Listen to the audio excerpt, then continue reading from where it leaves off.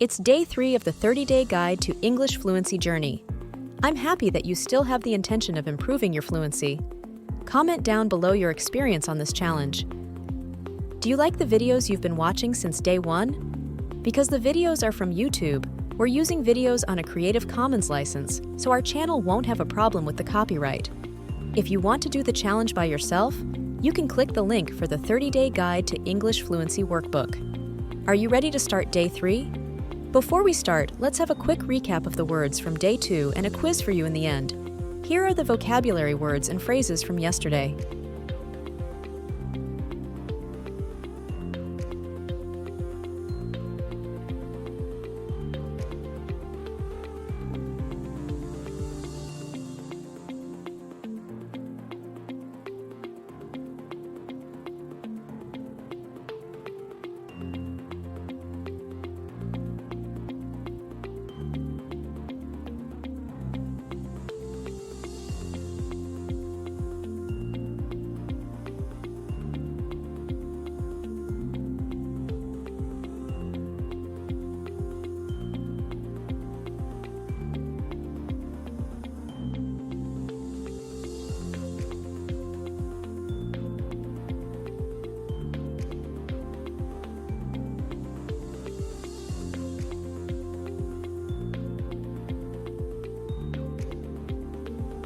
Choose the appropriate vocabulary word or phrase to complete the sentences.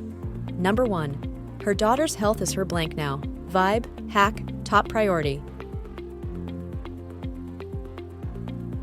Number 2. I have a blank that will make our work easier. Vibe, hack, top priority. Number 3. I'm sorry, I need to cancel my doctor's appointment because I accidentally blank for a meeting. Top priority. Sat down. Double booked. Number 4. It's almost afternoon, and I haven't crossed out a task from my blank. Sit down. Double book. To-do list. Number 5. I'm trying to be a chef today. I cooked our blank and at them a different taste. Sit down. Leftovers. To-do list.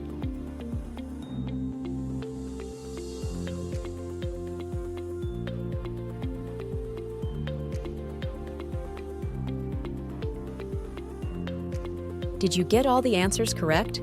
That is a sign that you are doing great. Now let's proceed right away to part 1. Answer this question in 5 minutes. Are you ready? Here's your question. How do you focus and concentrate on your tasks or work given the challenging work environment that we have? I find this question interesting. This will really force you to think and express yourself in English.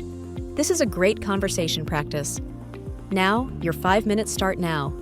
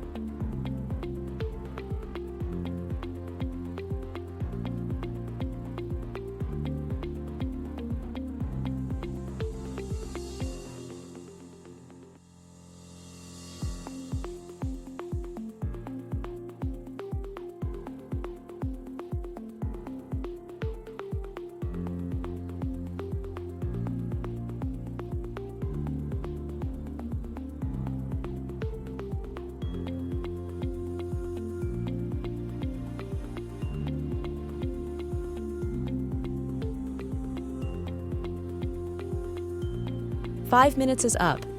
Again, it's fine if you won't be able to finish your writing or express your thoughts. Be kind to yourself. Just write.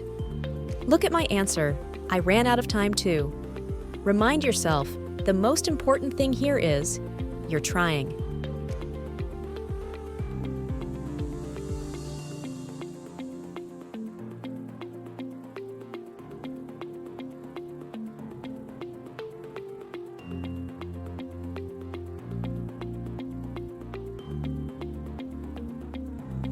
Now, to our part 2. This is my favorite part because I learn a lot of information from different people, plus new vocabulary words and phrases. Are you ready? Watch and choose 10 cool vocabulary words or phrases. I'm talking about attention, not even about something, just being attentive. In the yogic systems, we have what is called as dashavadanis, shatavadanis. What this means is, a man will do 10 things at the same time. Now, when you don't miss a thing, everybody thinks you're some kind of a superhuman being. We can give you very dynamic processes through which you can scale up your attention to a higher and higher level.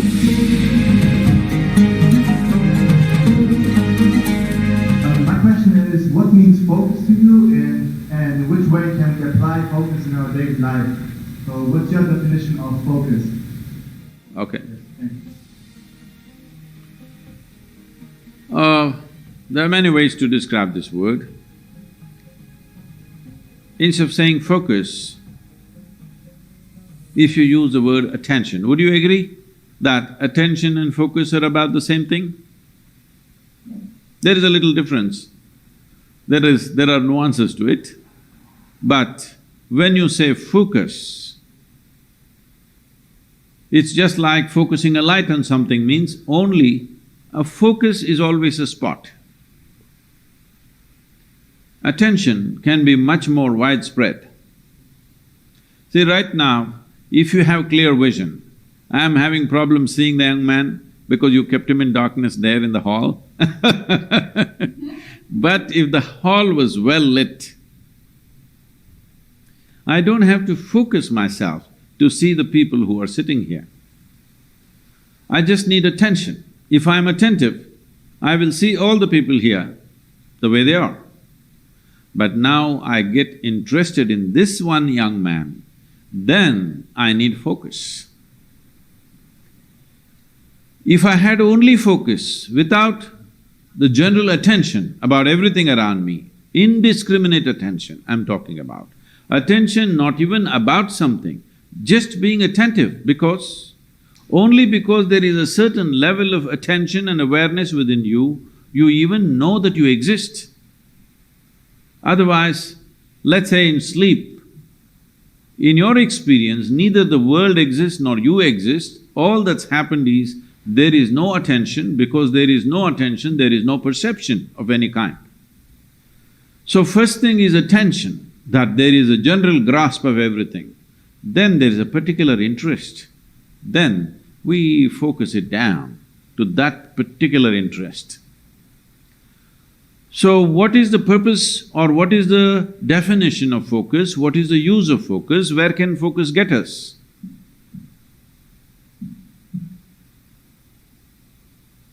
We are focusing on something only because our attention is not keen enough. If our attention was very keen, you would not need to focus on anything. In the yogic systems, we have what is called as dashavadanis, shatavadanis. What this means is, a man will do 10 things at the same time. Another man will do 100 things at the same time. This is, he will articulate a particular musical raga. At the same time, he will calculate a very complex arithmetic problem. At the same time, he will write poetry. At the same time, like this, he will do 10 things or 100 things. There are people like this. You can either use that to just be a stage performer, or you can just use it in your life. You're an entrepreneur. It's very important If you're walking on the street, you're able to see something that most other people cannot see. That is when you become a leader, because you are able to see things others are yet to see. That is when you take up a leadership position, because essentially leadership means you're on a perch. Once you're on a perch, you must see better than others. So attention is that dimension which will put you on that perch. If your attention has to be very keen about everything, then you should stop discriminating in terms of, I like this person, I don't like this person, this is good, this is bad, this is nice, this is not nice, this is useful, this is not useful. If you do not make any kind of discrimination, you just work on your attention, not about being attentive about something, just being super attentive, not about anything. See, right now if you increase the voltage in this hall where you're sitting, when light comes on, light is not thinking in terms of whom should I focus on. When light comes on, everything that is there in that room will be seen. This is important. This is a very important aspect of yogic process, is that we go on working on our attention, that we keep on keying up our attention to a higher and higher level, a higher and higher voltage and intensity. Now, we don't encourage focus, because focus means consolidate all that attention and put it on one person. Suppose you invested your entire focus on one spot and you found nothing worthwhile in that spot, what will you do at the end of your life? This is what is happening to most lives. Now, you just work on making your attention itself so keen that even if somebody focuses on something, they won't be that keen.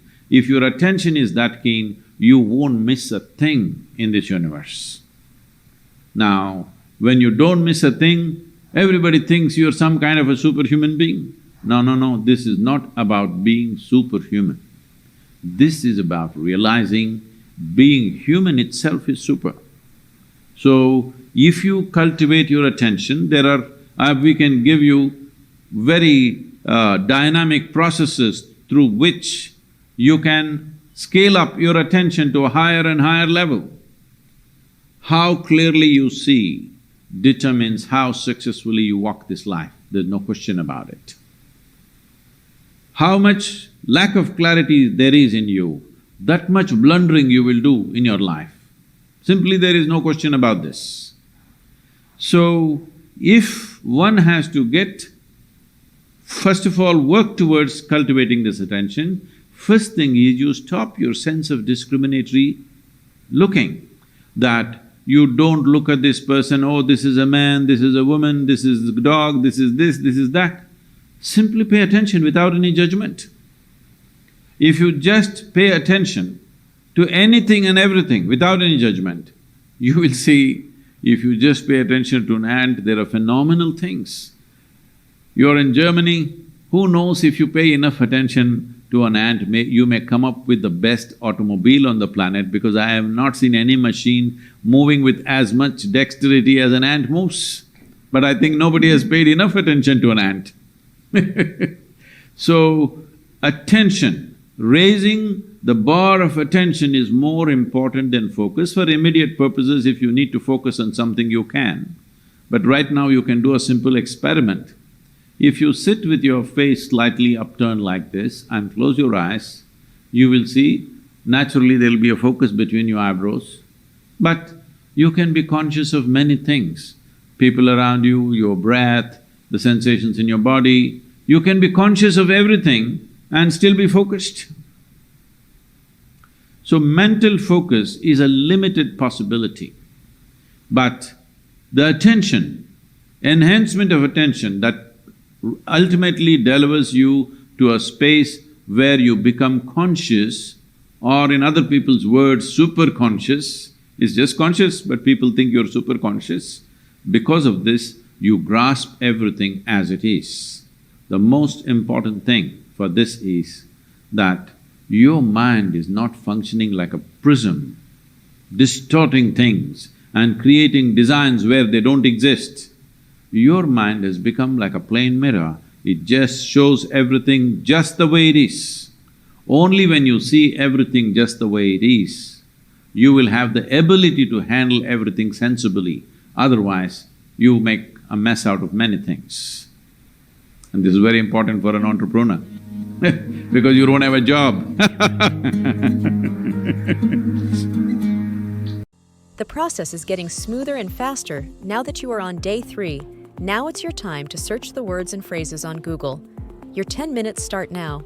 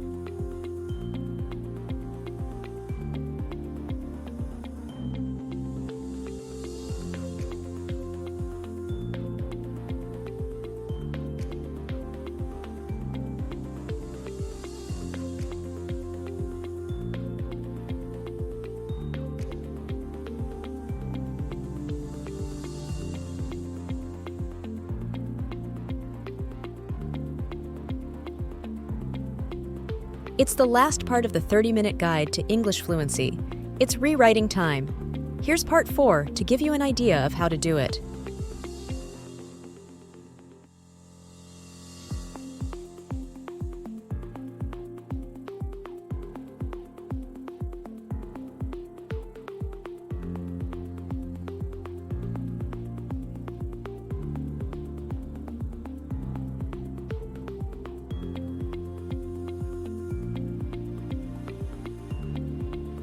Now it's your turn. 5 minutes start now.